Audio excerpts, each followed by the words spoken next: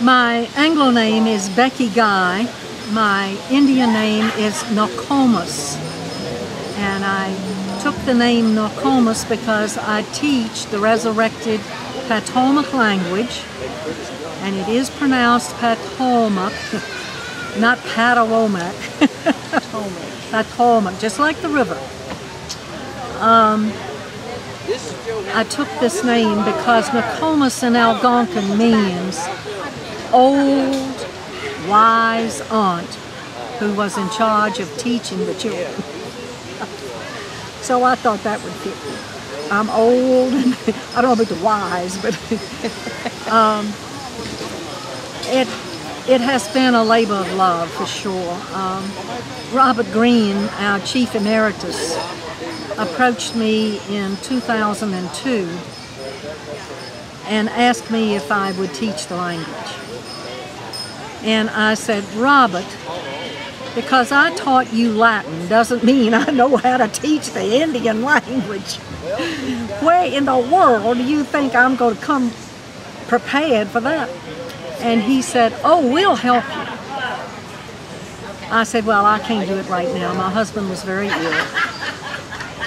And it took full time to take care of him. And then he passed away in June of 2006. And I went through a rather lengthy period of grieving. And then I decided I was ready to take on the task. So I've been doing it for the past 5 years in fairly regulation classroom. We meet at the fire department, and we are so grateful to the fire department for giving us a place to meet.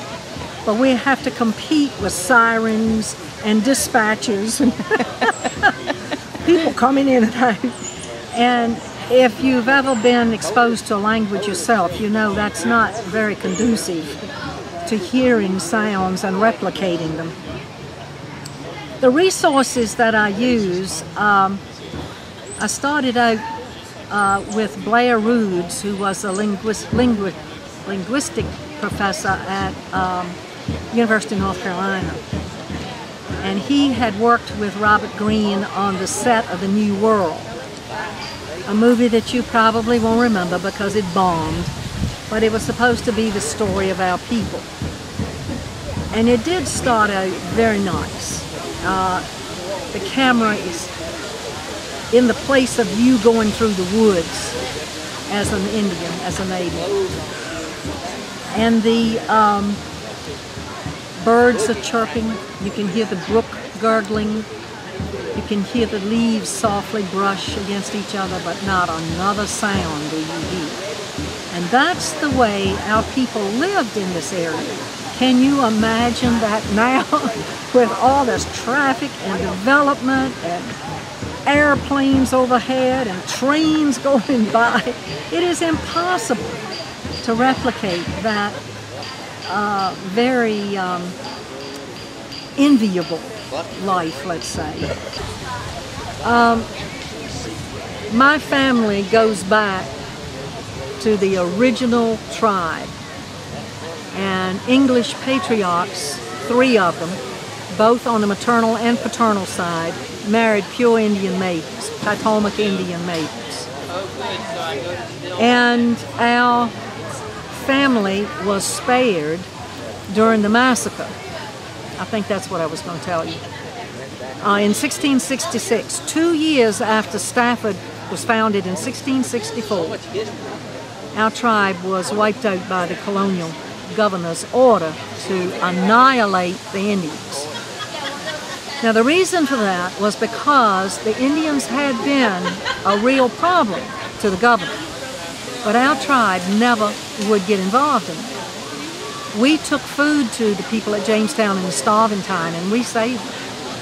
And that is a truly first Thanksgiving. And we continued to have good relationships. They began to settle down here in the Belle Plains area and the Aquia Creek area.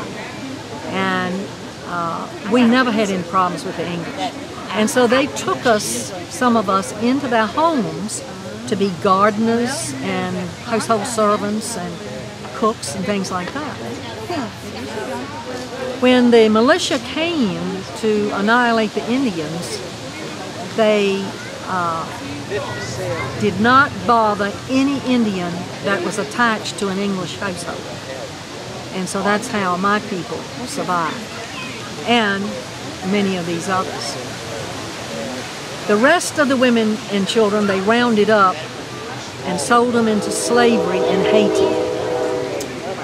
And I know that is a fact, because in my church magazine, back after the earthquake occurred in Haiti, we had people on the ground when the earthquake occurred, and we lost 3 of them. But pictures were taken, photographs were taken, and put across the top of the page and down the side. And all of these faces across and down the side were typical Haitians. Very black, curly hair. At the very bottom was a woman who obviously did not want her picture taken. She was looking over her shoulder and she was scowling. And she looked exactly like Peggy Bullock, whom I grew up with. Same color skin, black hair, the black eyes. She could have been Peggy's sister. So I know our people survived down there. I'd like to go sometime and really pursue that. You can see if any words survive in the local and I'm sure it did, communities. Because if you look in your English dictionary, you'll see Algonquin words in there. Squash was something that the British had never heard of in their lives.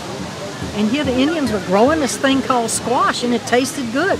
So they called it squash too. What other words are there in the that Chinkapin. Have you ever seen chinkapin? It's a little nut, but it's in something that looks like a sycamore ball. And they are delicious, absolutely delicious.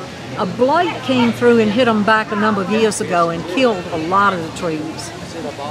The other thing that's hurting them is furniture industry has gotten a hold of the wood and is making pieces of furniture out of chinkapin trees. And it is beautiful wood and beautiful piece of furniture, but look what's happening to the chinkapins. Animal names? Opossum. Opossum. Strachey wrote that A-W, opossum. That's how he heard it. That's how he heard it. And so I feel very secure in pronouncing the words the way he wrote them, because he had to write them phonetically. Right. There was no written language that we know of. And, oh yeah, I was going to tell you how come all of our records and everything disappeared. After they rounded up the women and children and shipped them off to Haiti, they burned everything to the ground. Now, we lived in a palisaded,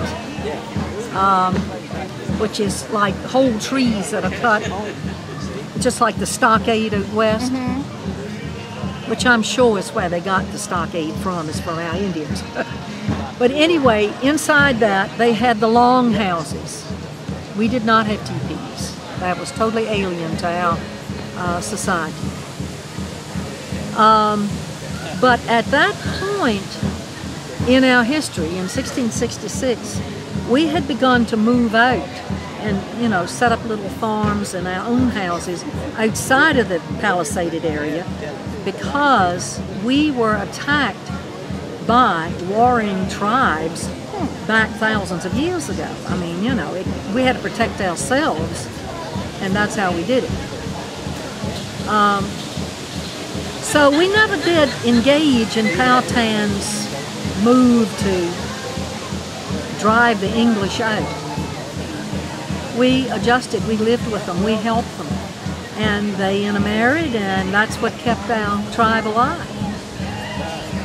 Some people like to say it's a mongrel tribe. Well, it is mixed, but at least we survived, you know. We survived the massacre in 1666 by adjusting to the English way of life. And now we are being invaded by houses and traffic and asphalt and concrete and greedy developers. We will survive again. We are still here.